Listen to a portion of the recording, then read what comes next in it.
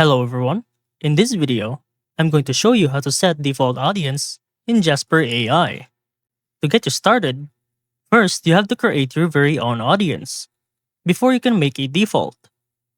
Once you do have one, go and check over to the left of the homepage and tap into Jasper IQ.